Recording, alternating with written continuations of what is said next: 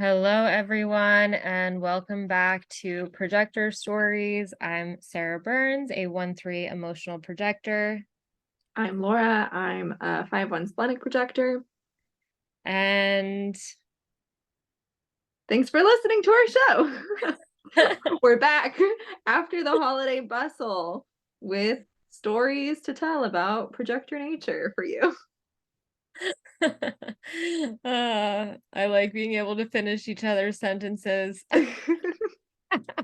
I always do it with my sister. And then when she got married, like we really liked Frozen. And then when she got married, with the song, have you seen Frozen? The No, Disney Ice Princess movie? I know Oh, it. I know I haven't, but you can spoil it for me because I don't really, it's not the end of the world. no, well, so everyone who has seen it will know what I'm talking about. But like the sentence is really finishing each other's sandwiches because there is a song in which one of the characters falls in love with a guy, but like they don't end up together because he's a psychopath. But they sing a song about falling in love with one another, and in the song they talk about finishing each other's. And there is a pause, and one of the I don't know who it was, but one of them said sandwiches. So now whenever I finish my sister's sentence, or vice versa, her husband will say that we're finishing each other's sandwiches. That's so cute. Now you're making me want to watch Frozen. Um, Do it. Nothing like it's, a good it's Disney cute. movie. It's sad. Okay, so here's an interesting thing about being a non-emotional person. And I want to say not having my own emotions. I do sometimes, but music is emotional. 1222 is about musicality, and I have 12, I guess. I'm partially that's like my limited emotional energy, but music gets us in the feels, as we all know. That's why we like it. And listening to the opening credits makes me cry, like bawl, just that of like that movie, which I haven't watched in a while. But just, there's something so angelic about the opening credits.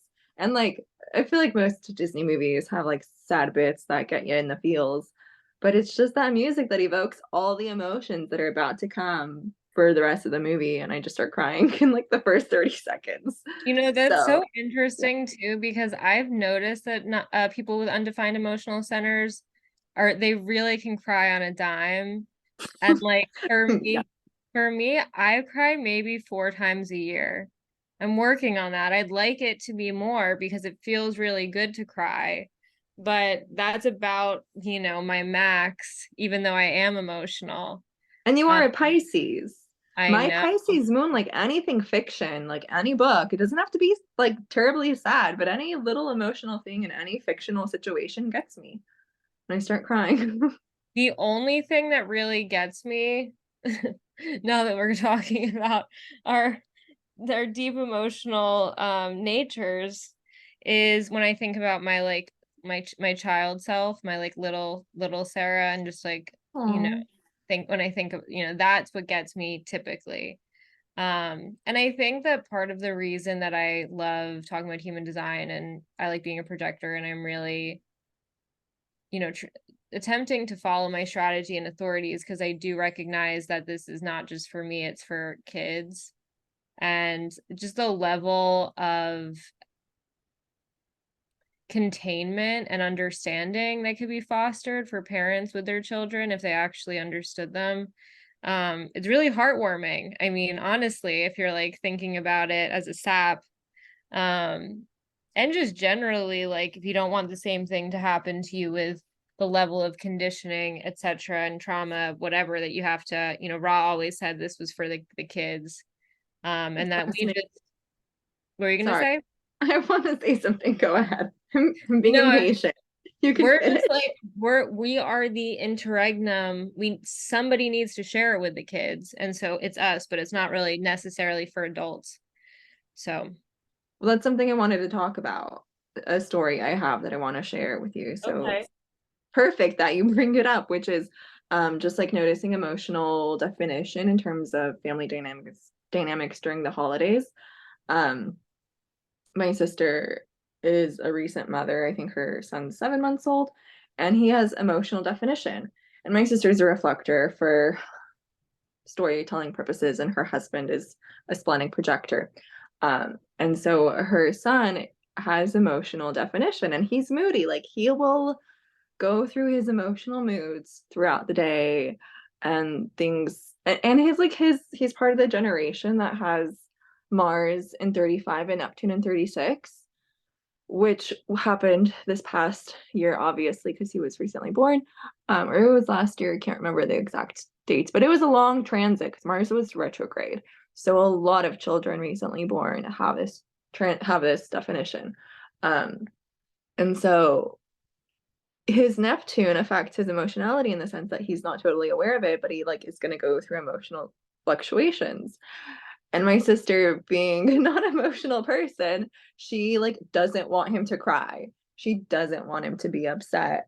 And whenever something happens or like he's with someone that like he's not happy with and he starts crying, she's like, give him to me so I could prevent the crying. And I'm not saying that crying is a great thing and like you can impact him, but like making him smile and like affecting like he'll do this thing where he laughs and cries at the same time because his body is crying, but like you get his attention so his mind is entertained. And so he'll laugh, but like inside the emotions are still there and he's still upset and like crying.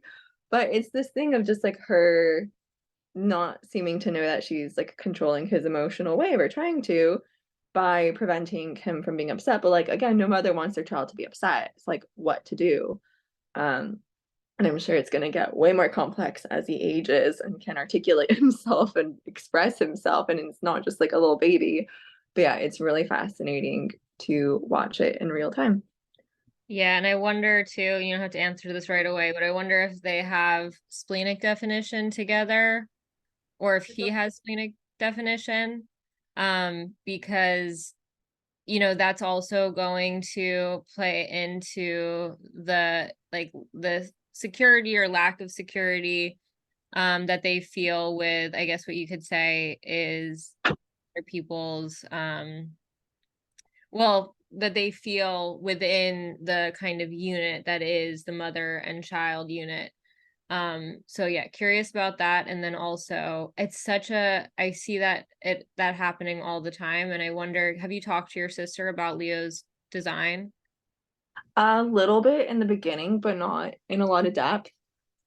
Also, he's like a consecutive appetite. Well, okay, his spleen's undefined. I'm told, words, so many words. I've told her about his undefined spleen and the sense of safety he gets because they define each other's spleens. She, being a reflector, also has an undefined spleen. Her husband has a defined spleen, so there's already this innate sense of security that the son has with the father. But like together, they are electromagnetic. So like there's like this is safe and this is comfortable and nothing's gonna happen if like I'm her like in her arms. Like he sleeps in her arms. He cannot sleep by himself, which is hard on her and on him and on their entire family unit. But like that's just the way he feels comfortable enough to sleep because otherwise he will not, because he feels so insecure in his little precious baby body. Um, but yeah, I didn't necessarily tell her about his emotional authority too much, other than like he should wait to make decisions if she even remembers that I said that to her. But he's consecutive appetite, which means eating one thing at a time. And as a baby being introduced to foods right now, it's applicable. Like he drinks milk, mother's milk, and he's been starting to take in individual ingredients. But my sister once tried to give him eggs that were I'm going to use the word contaminated. They were mixed together with mushrooms because she made it for herself and was just giving him the eggs part. But he didn't want to eat it, probably because there is two ingredients and not just one ingredient. And like in the beginning, it makes sense you to introduce foods one at a time to a child, but like that's not going to be sustainable for her to do as he becomes a toddler and wants to eat more complex foods, if that. So I don't know how, if she's going to do that because she's not following her strategy and authority. She's not following her PHS. So, it's hard to like, for us, for the human design that's for the children has to come through the parents who are like doing the Yeah. work themselves and deconditioning. Because if they're not, then they're not going to understand the value of it to be able to treat their kids the way their kids, need to be treated according to their own design. It's a Huge. lot. Yeah, 4% of the 4% is very small it when it is. comes to people Very. willing to do the work. Yeah, and I mean, it's so true because I have so many babies in my network. Well, I have a lot of babies It's cute. throughout my baby network. But there's a lot of children that my friends or my family has had, and I recognize it more now than ever that like I can't just be throwing information at these people. Like if they're not recognizing me for Yeah. having the insight in this particular way, then I'm just going to sound like a crazy person to them. It's going to go in one ear and out the other. Really what it's going to come down to, and I can feel this coming because there is just such a great number of babies in my network that like parents are going to get really desperate, that the ones that aren't deconditioning, and I think they're going to come into human design in a sense of like, well, let's see if this works, and then if it does, then they'll be more inclined to want to do the work themselves if they haven't started already. So if you're already into human design, you're already living correctly, like I'm not necessary for you. But if you're at you've tried everything with your child and you don't know how to take care of your child, it seems, and you're desperate, that's when parents will be more open to information, and be more seeking it out from alternative sources such as human design.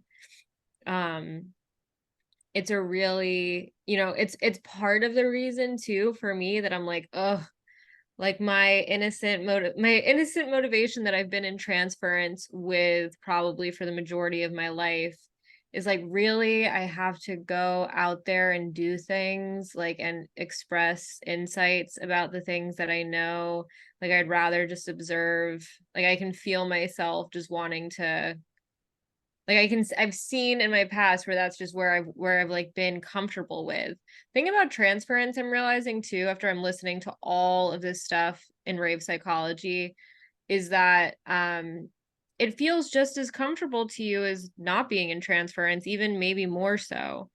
So it's really not like, oh, there's all of these bells and whistles going off, which would be great. Like, red flags raising when you're going into transference. It's more like, yeah, this is comfortable. Like, I'm cool with it if you don't know any better. So, um, trying to see where my motivation comes out and like where I can actually see where things are happening. And like I said in the past, being in transference and innocence transference, I had no desire to share anything that I was doing ever. And now I'm like, ugh, okay, I guess we're sharing things for the children. The For the babies, for the baby network. baby network. Yeah. So, um, so yeah, so there's that. And something funny, and now this is tangential. So if there's anything you want to say about the babies and the baby network and, feed the children and things like that, you should get it out now because I'm going to change the subject. I think we can change. I don't think there's anything that wants to pop Okay, out. okay. Well, no, because I texted this to you because I was like, what's really insidious, and we're learning about, well, I'm learning who's me and my Yeah, unknown. your personality and your body. I like to refer it to myself in plural. So I do. I often say we for I. So I got There's it. really three of us You're though. There's you're two me, crystals. there's two crystals, and then my not self. So And your monopole. Like there's so much that is plural within an individual. there's a lot going on internally at any given moment. I'm like, wow, how do I even walk straight? Like, how's that even possible? But it's a synthesis. But as I'm learning about uh oh crap, what was it? Oh yeah, PHS, and also the fact that the ego is basically the largest not self conditioner of all of the centers. It's the most likely to be the thing that pulls you into the not self if you have it undefined. That's the numero uno. And as I'm in the process of deconditioning, I'm realizing that I'm doing this like kind of equal but opposite thing where like now I'm not trying to prove my worth anymore, but now I'm almost trying to prove that I don't need to prove my worth. So it's like you have to understand how like, complex it is to just be natural, right? To just be naturally what it is that you are. You can't get there from mind. And your mind is like, okay, we're not going to try and prove our worth. We're going to tell everybody that we're not proving our worth so that we can show them that we're not proving our worth. And it's like, there you go. Never. Yeah.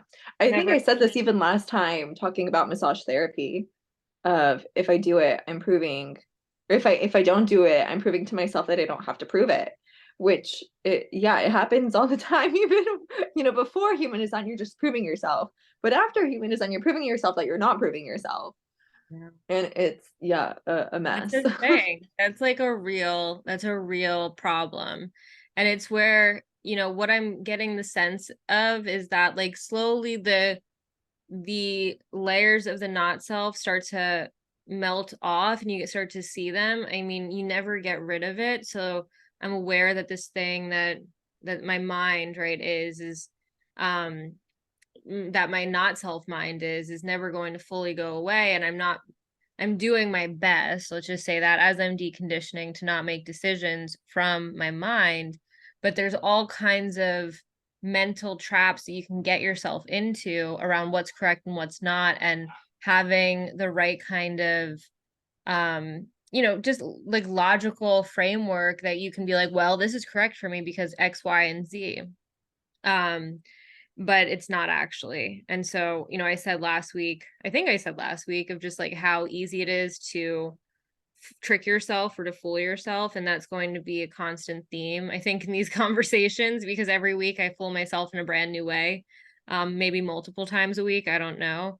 And yeah, there was just one other thing as we're learning about the splenic awareness center, as in me and my body and my personality. It's clear that all intelligence, the logical frameworks that we create, comes from ultimately, and you probably know this too, Laura, but like fear being the driving force to create intelligence. And it's like all the way down at the bottom is the of intelligence, right? This logical approach to, if I do this, then this, or if I'm being not self, then or if I'm not doing this and I'm not being not self because X, Y, and Z. Like the logic in and of itself does not save you because it's part of the problem. And sometimes it might be correct, but sometimes it's just logic. I don't know how to respond. There's so much. My brain's just like, Together. oh, gotta listen to that again in slow-mo. I know, the opposite of what we usually do, which is listen and fast paced. But point is that the name that I wanted to name this podcast, or I was like thinking, or the title of this particular episode would be proving that you don't need to prove your worth, because it's like this is a typical not self ego thing once you become a deconditioning projector or just human being in general. And I guess that's the other thing too that really makes me, besides just the baby network, is the thing that really makes me want to share human design, because I'm just thinking about the 65% of people who don't have defined egos and think they have to prove something in every way, everywhere, all the time, and like how incorrect it is and how much of our culture is based on it. You know what I mean? So yeah, that's another aspect of me being like, okay, I want to share this information. I want to talk about it more. Something, I guess, tangential is, well, like before we hopped on and started recording, we were talking about transference and desire motivation and how that ties into the non-self. And I was trying to reiterate the point to Sarah that our transference is a byproduct of being in the not-self. And there is like recording by Raw that's pretty well shared among the human design community. I think it's around. I think it's called the Projector Signature, and he talks about how transference is more important for, I'm not going to say more important, helpful to projectors to notice when an invitation is over, because we'll enter into transference not knowing when enough is enough when something is over. And what we were talking about is how comfortable transference can be. Like innocence is super cozy for us, at least for me. I mean, the not self, because we're conditioned to begin it our entire lives. Really, projectors are here to be conditioned. But the importance of transference or noticing transference for our deconditioning process as that indicator that, oh, maybe we're not doing things quote unquote correctly, or too true to strategy and authority when things go out of whack a little bit, because we'll notice that transference. Yeah, no, agreed. Um, agreed. And also just the kind of that when it comes to transference, I was wondering about this actually because I have an emotional manifesting generator friend, and I'm wondering if it's not important for her to know about transference too, because she doesn't have, it's like she has a stake role to like on certain things, but she still has emotional authority. So she still has to wait. And so I wonder in those moments of waiting if she can't like notice transference. Anyway, not really something that I can answer, and not necessarily something that I've heard Raw go into yet. But I will say, just based on what you were talking about with the last client that I spoke of last week, I didn't decide this, right? I wasn't like, okay, now I'm going to be innocent. But I saw the innocence just come through me when it was no longer correct, when the invitation was like, even if they didn't realize it was over, like my body knew it was over. And I think that that was like a really cool thing to actually be like, oh my god, I didn't plan this, but now I can see, oh, that's what it looks like looking backwards on it. That's what innocence looks like. It's me really just avoiding, like it's really me just being like, I'm not going to get involved, like I'm just going to back up and not get involved. And it's interesting to be a line 3 too, because there's instances where I go into innocence transference with someone, and what that actually means is that I need to rehash or articulate the dynamics of the relationship and the boundaries around it. And then once that's cleaned up, it's like I go back, I can see myself going back into desire. But that doesn't necessarily, it doesn't happen all the time, but with the people that are correct in my life that I do the bonds made and broken thing with, I see myself, I can go into innocence with them and then go back into like desire. I can see my motivation going into innocence, and then I can see my motivation also going into desire. Early days, so I'm not going to act like I'm the know-it-all or be all end all about transference. I'm still learning, and I'm still listening to rave psychology, and so there's a lot to learn. That was like a 3-year program when he Yeah. initially created it, so I am in early days there, but like you said, it's just interesting to see how it works. Yeah. Something that's like sort of related to this is like the interconnectedness, just the overlap between so many different aspects of human design. So, like, if you're listening, you've heard us say that word desire, motivation, and transference, or transference is innocence. And so, this might be different for you if you're like a fear motivation person or a need motivation person or what have you. But the sixth line has inherent similarities to the sixth color. So, all the sixth line people in our lives have a natural, and it's like same with all the six lines in our own chart, which I have a decent amount of. Those all have that innate observed quality of innocence to them, of like being an observer, watching what's happening, not partaking in the third line energy, like desire motivations, third color. So there's a hands-on approach to it of being involved, getting skin in the game.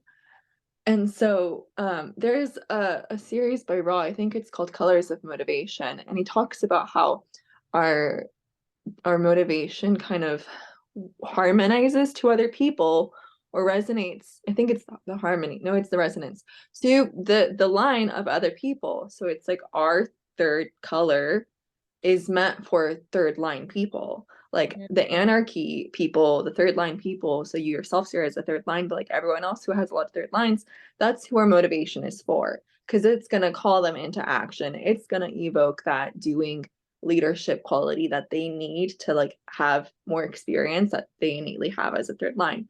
Whereas our innocence calls to all the sixth line people who are there to be observers, who like that's, you know, for the first majority 30 years of people's lives, they're in third line if you're a six.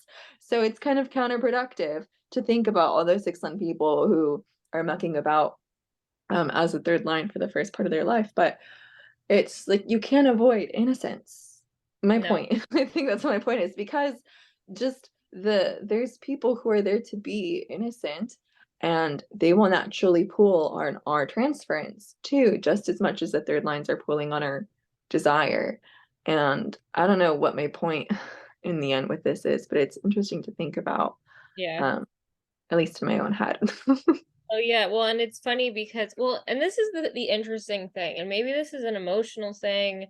I don't know. Maybe this is a, after realizing that I have essentially no splenic intelligence, like no logical intelligence going on in my chart, and everything is abstract for me, more or less, give or take a few things, but for the most part, that's kind of what I'm working with here. When I see people who have the reverse motivation as me, and I've met or been in the kind of sphere of at least knowing um three, and I can see where they've lived their life homogenized out of the wrong motivation. Like I can actually see it. And, obviously I can't behold myself, but I get the sense that if someone was as attuned to it as I am, that they would be able to sense the same kind of manufactured and really just like stale innocence that comes from someone who's not whose motivation is not naturally innocence but is desire. So I mean there's a lot to be said about it. And just the six line thing, imagine for six threes or that's a Yeah. whole Or other. or people who are sixes with desire motivation, or Yeah, people who are fourth lines with fear motivation. Like there's so much contradiction I in a know. chart and overlap. And like I was saying for you, Sarah, you have gate 30, which is the gate of desire. And so how much is desire in that gate compared to your motivation? How much is desire part of the ego's energy to prove itself compared to desire in the emotional center compared to desire's motivation? Like there's so many ways things overlap, and the mind can just easily obsess over trying to pick it apart and compartmentalize it all. And it's just strategy and authority. Well, Just yeah, that's and like that's the the thing. Like, you're never gonna be able to put it all together. Like, you're gonna like the synthesis is a complicated thing. Like, it's truly a complicated thing. And I was thinking about that for myself too. It's like, so there's a lot of counterintuitive things about my chart, right? Like you were saying, desire motivation, desire channel 3041, open G center.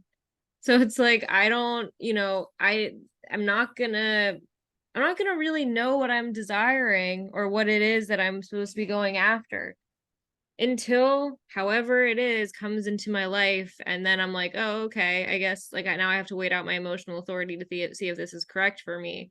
Um, so it's like there's a lot of waiting when it comes to desire, and then there's also some seeing when it comes to desire, just as far insofar as transference and like living correctly with your determination goes.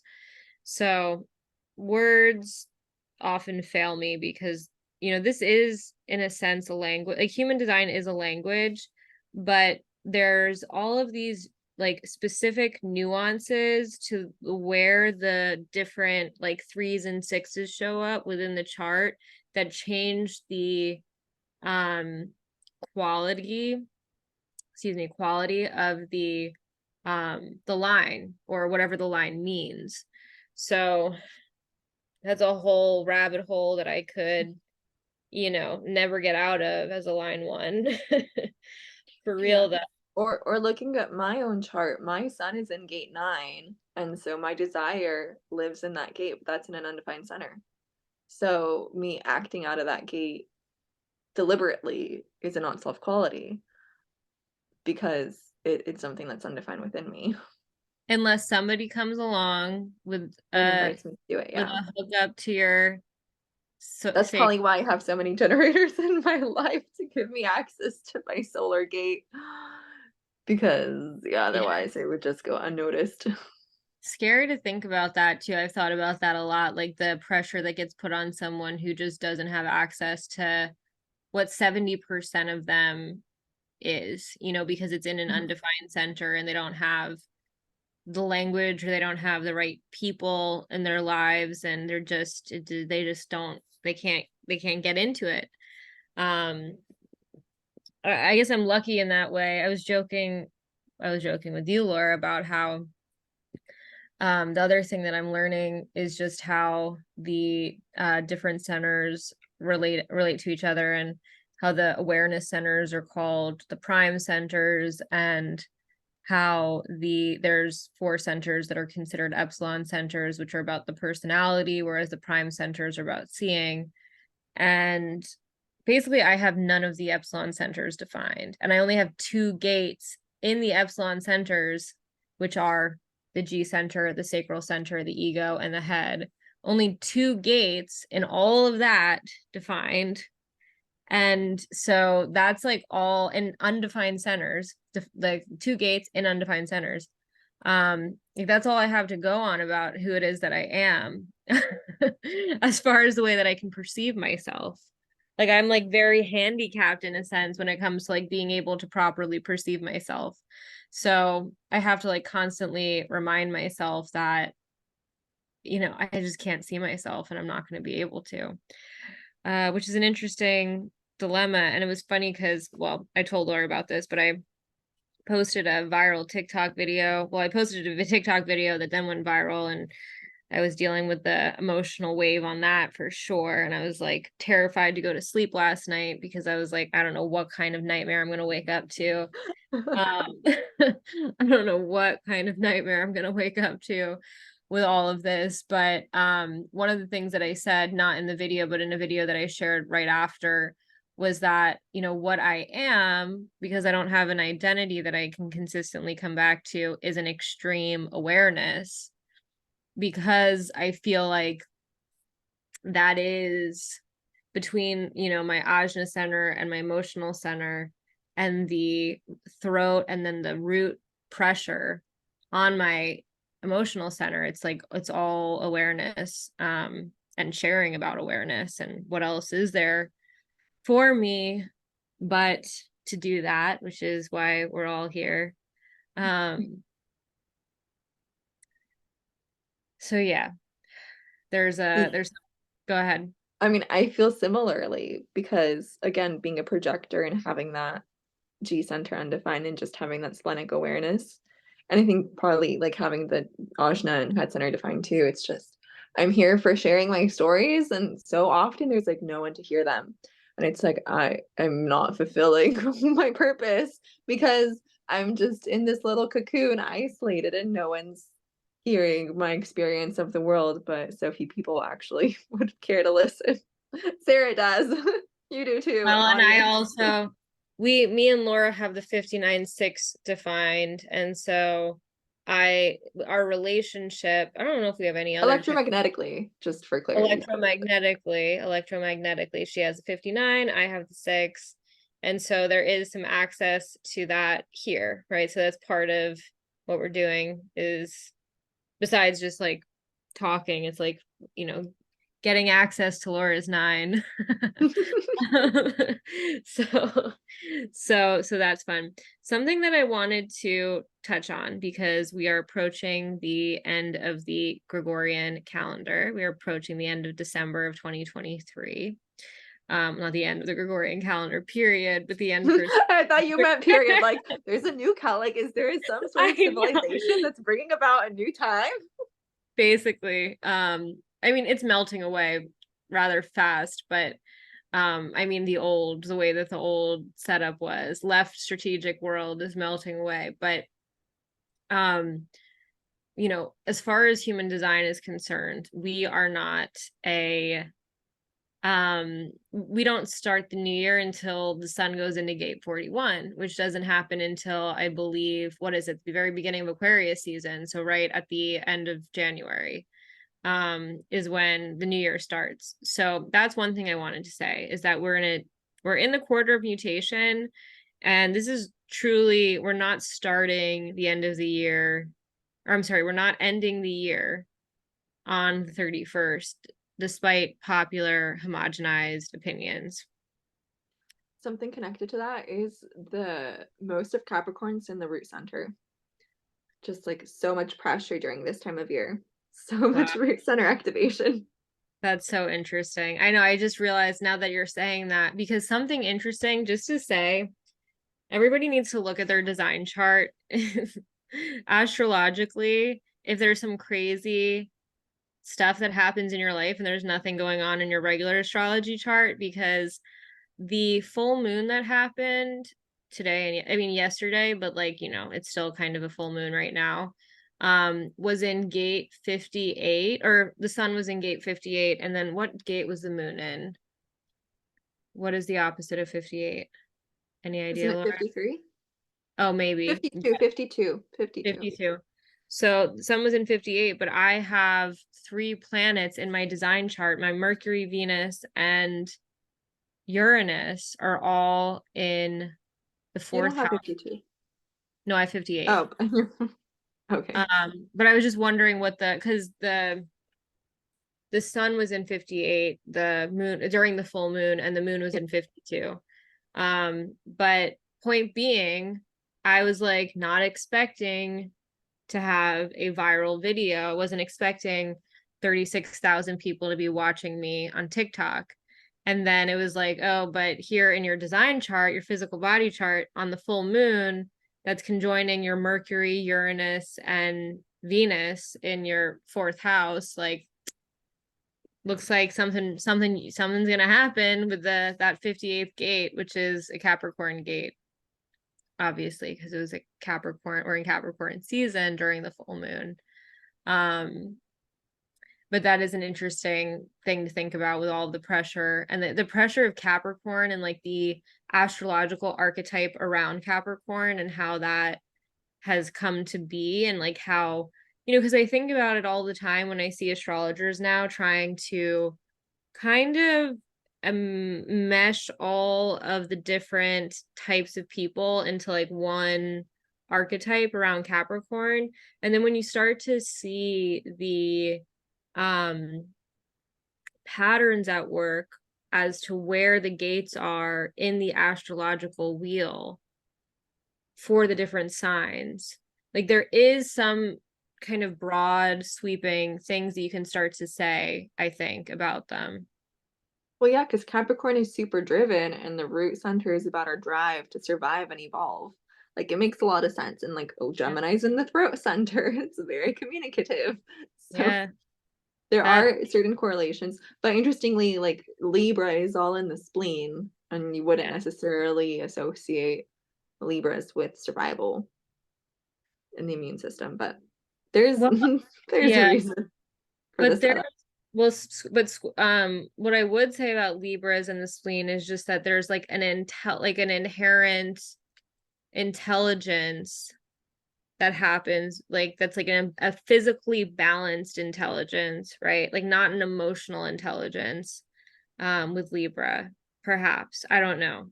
But, there's a method to the madness. It's there. If there's and we could probably talk about that for a while too. The other thing that I want to talk about, just to touch on, and we'll talk about it, maybe not, I don't really know. But the fact that in January we're having a nodal shift. So the nodes are switching out of these 2 gates, and they're going into, what are they going into? They're in the 42-32 right now. And they're going into, do you know, Laura? Is it 814? I'm not sure. I can look it up. Okay. Well, no, I'm just curious because I have been realizing, you know, listening to Raw, he really, really harps on the fact that the nodes are like how important they are. And it's given me a lot of pause and thinking about my own nodal configuration, just the fact that technically, so to speak, we are like I am still in the South Node phase of my life. Yeah, Is the same here. we all are if you're under 42, basically, but um and just like how in modern astrology it's all like you're moving towards the gate that's your or the sign that is your north node, and so people at this age in their 30s are like, oh, like I need to go towards my north node, and it's like, no, it's just naturally going to be the movement. Like there's nothing you can't, again, like no choice, but there's nothing you can do to go towards it. It's just there's going to be a specific way that your life unfolds to bring you into this north node, kind of awareness.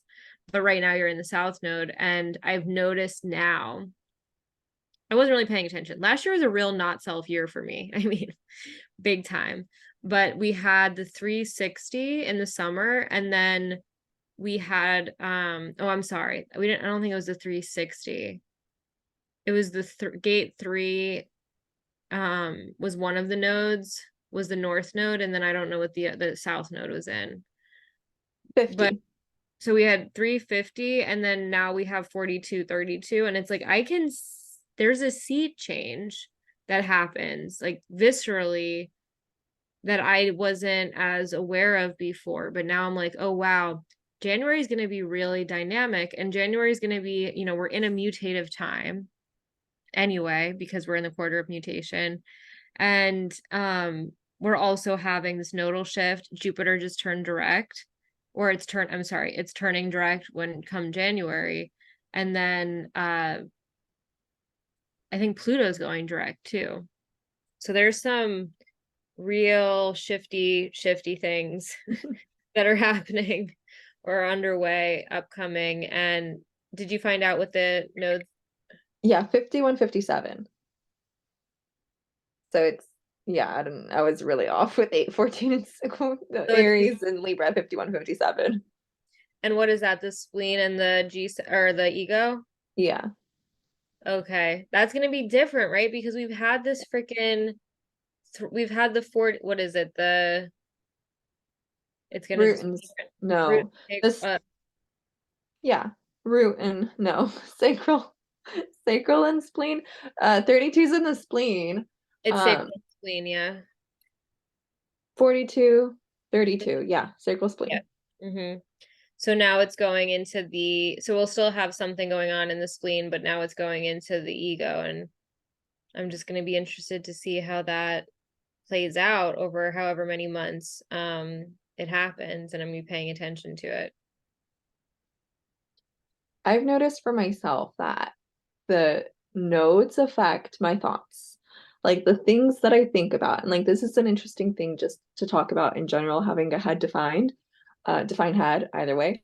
Um, because whatever I post in the Facebook groups, a lot of people tend to say I overthink things. And it's just like, I have a defined head. What do you mean I'm overthinking things? I'm supposed to think about things. It's not like I'm trying to think about things or I'm thinking about things that don't matter. Like this pressure comes into my head and it's like, let's think about these things and try to figure them out and sort it out and like understand, because I have a conceptual head. I have 47, 64. And so I notice that the thoughts that I have often reflect the nodes. Like the things I'll think about are within the themes of the nodal axis. And it's at first it just made me feel like there's just like, what's the point of thinking if we're all thinking the same thoughts? And when I was posting stuff on Instagram, I would post astrological stuff, but I would channel. And so I would channel these messages, and everyone would usually have comments of like, I feel the exact same way, or I'm processing the exact same thing. And like, cool that we're all in the same boat, but it just makes me think about how the human experience and having thoughts is not a subjective experience. I mean, it is. It's a subjective, objective experience. Like, there's this pressure of thoughts, like this energy that comes up that affects what we think about. And then it's our neutrinos that get filtered through crystals of consciousness. So we process the thoughts differently based on our definition, but the energy that fuels the thoughts, the neutrinos that come in to us and affect us, like they're all the same neutrinos. So we're all processing consciousness uniquely, but it's all the same consciousness that we're processing.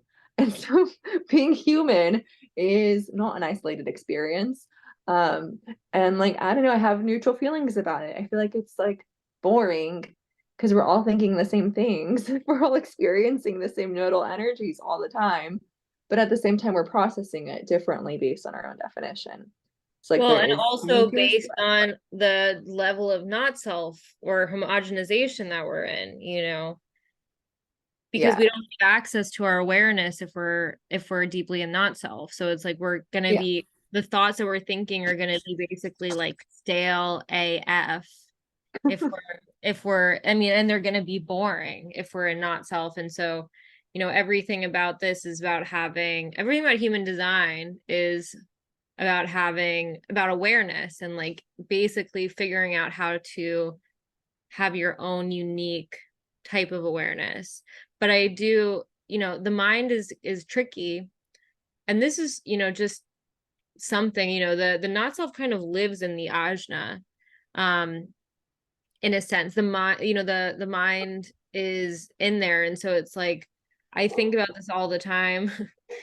I'm overthinking too, in a sense. I overthink. I mean, you could call it overthinking. I don't know. You can call it whatever you want. But what percentage of this is not self and what percentage of this is me?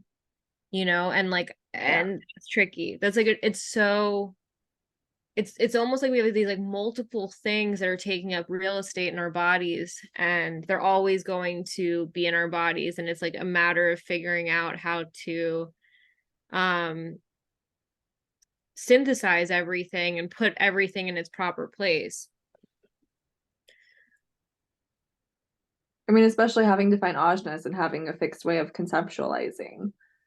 Yeah. Or like the defined head, like thinking, okay, like I'm supposed to have unique thoughts, having a defined head, and yet my thoughts are not unique. And yeah, it's just a trippy experience. Yeah, well, and it's like mind in and of itself can be really punishing. Yeah. It can be really, really rough.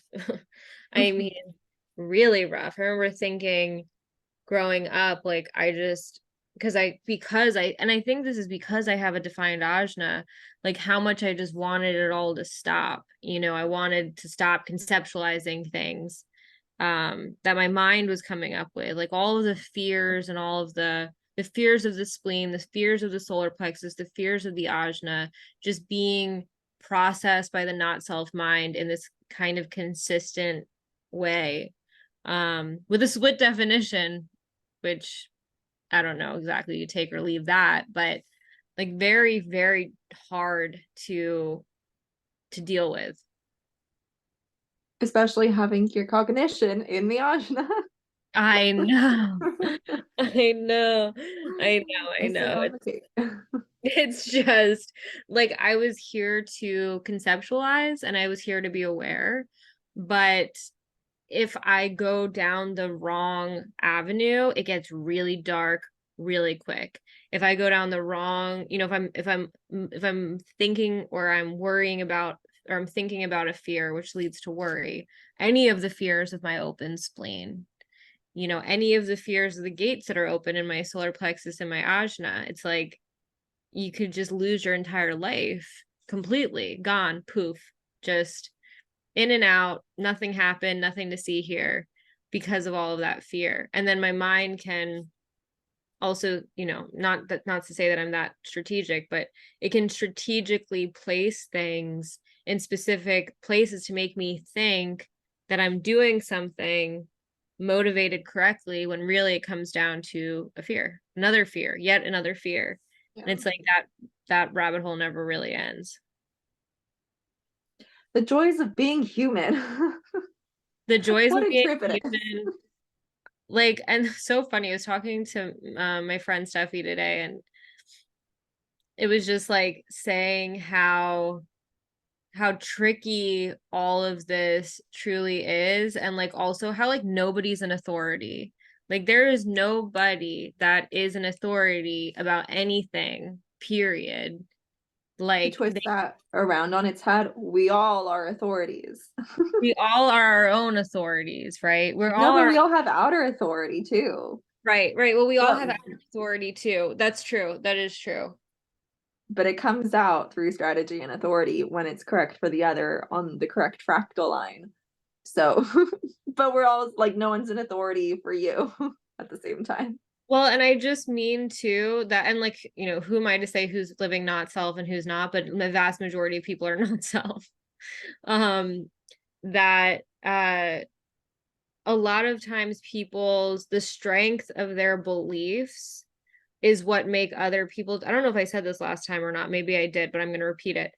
The strength of their beliefs make other people believe in what they're saying, even if it's not correct for the other people to believe it, because we all have not all, 70% of open head centers.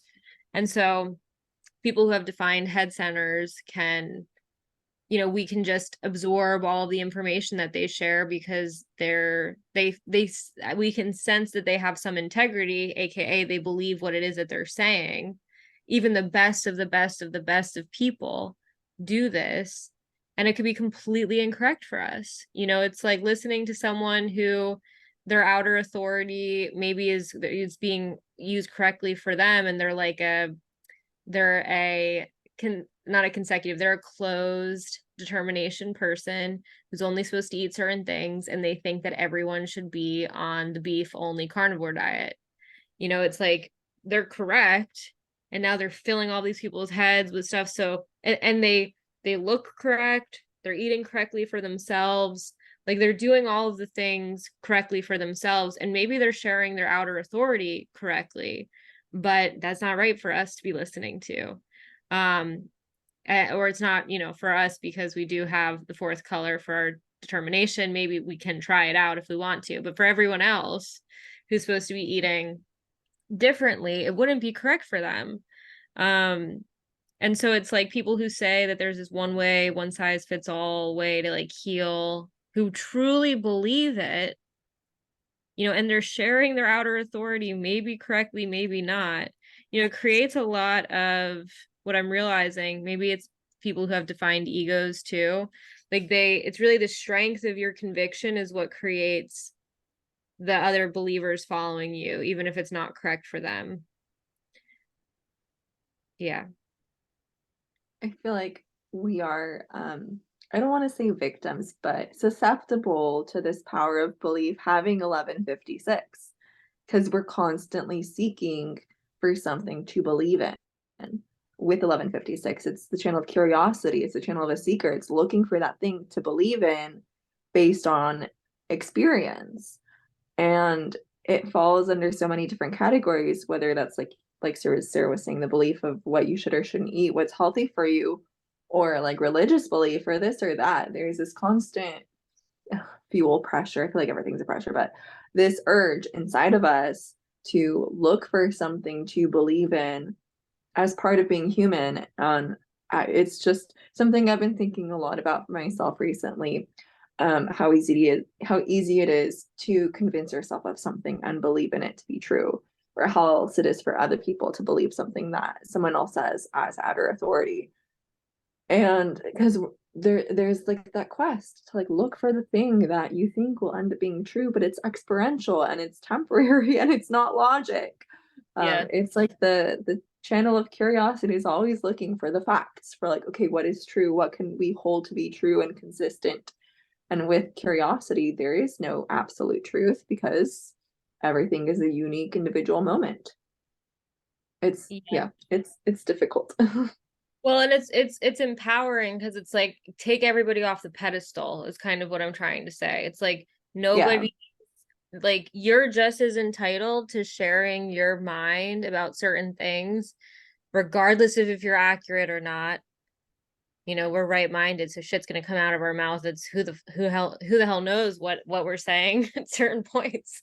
But it's like nobody is greater or less than anyone. I mean, there's an argument to be said for people who are living correctly as themselves, that there's just their frequency is better because they're more in harmony entirely, right? So there's something to be said about that. People who are all homogenized. I think someone said this. It's not that anyone that says they hate themselves, it's like really they hate the not self. And it's because the not self it's such a deadening thing. It's like you just become like everyone else. There's nothing really there. And yeah, I mean the 1156 too, just to say with the 11, because I have the 11 as my design sun and my design moon. Um the 11 always is on to a new idea. It's like, okay, this idea is cool. I'm going to share this. I don't really feel that connected to it, but I'm going to share it. And then once it loses its juice, then I'm going to be on to the next idea, sharing something else. And I can relate to that. I mean, but it's also with human design, it's like, how far back can you go within frameworks that can actually like fully contain the entirety of like a human experience? And I think that's why I love human design so much, because it's so elegant and it's so all encompassing that you can kind of have like ideas within it, whether that be about like philosophy, love, religion, that can still be unique, right? And they aren't necessarily like human design based ideas. Like they can still exist though, they're not excluded by the system.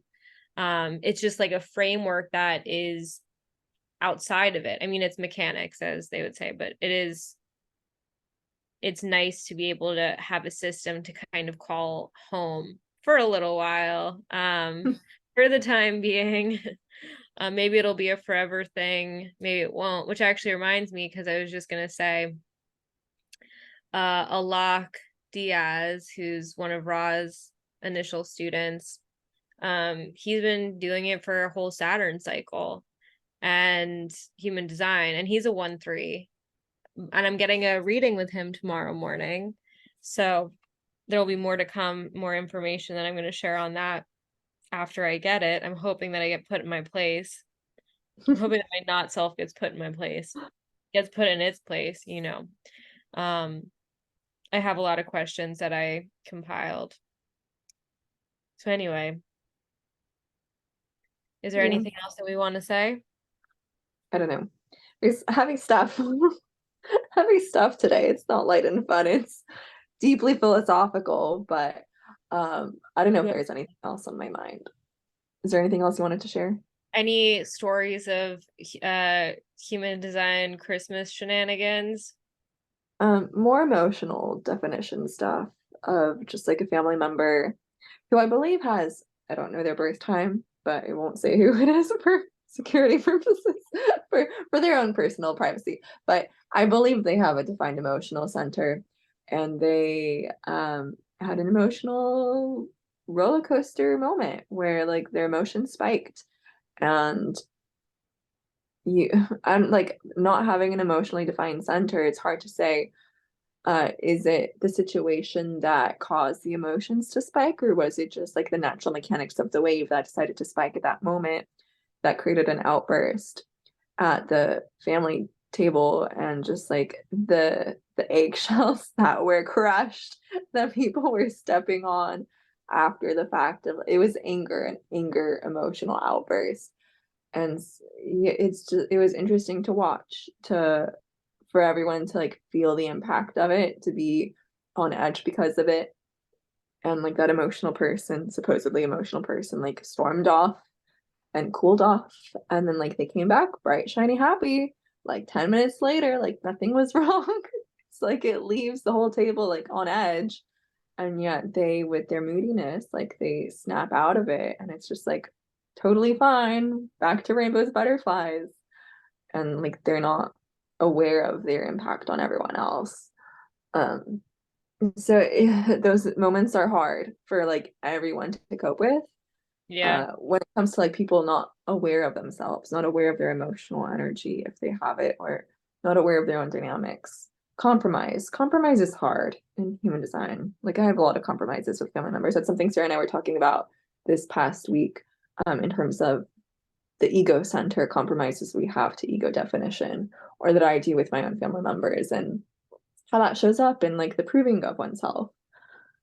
But it's just, yeah, daily life. Nothing Yeah. to be avoided.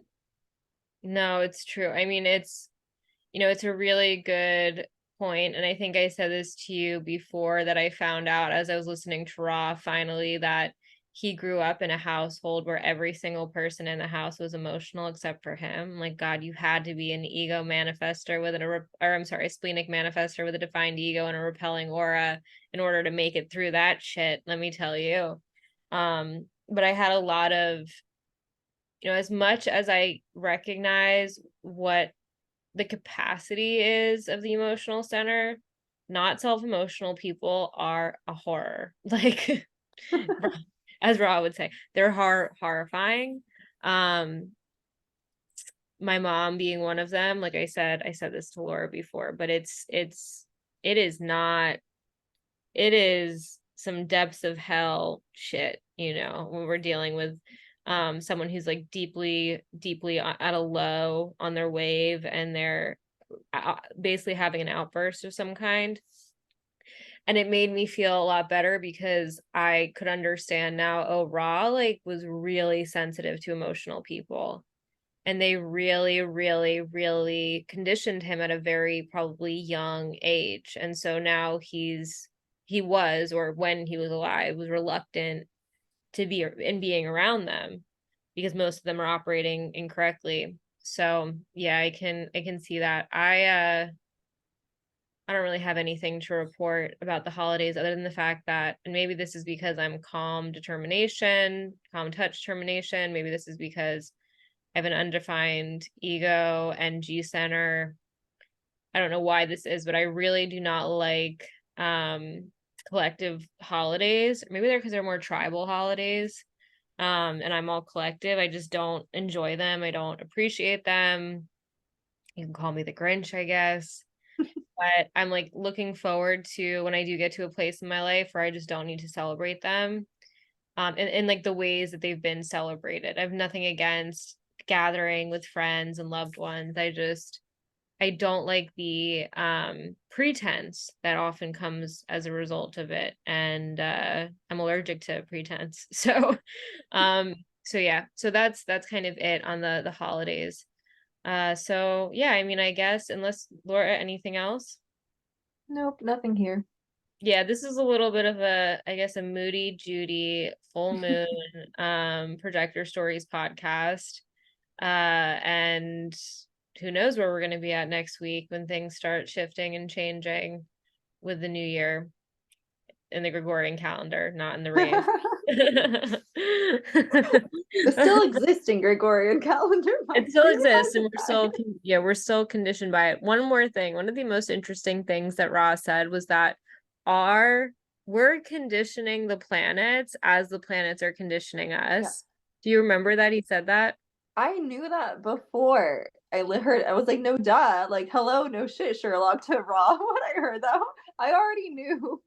Like, because I would talk about the astrologically. Like, it's a co-creation. Like they have what I would like personify and give the planets like consciousness and be like, it's their consciousness. Like we can co-create with them. Now, I don't know if that's necessarily true, but yeah, it's a conversation that's 24/7 happening with neutrinos. So yeah, it's hard Well, to be like, no duh. and then too, it's like the thing is that our collective beliefs about how a planet operates Affects is that going planet, to yeah. affect the way that the planet operates. And so Yeah. until there's new beliefs around the planet, they're going to consistently show up the way that we think that they should in the limited ways that they do.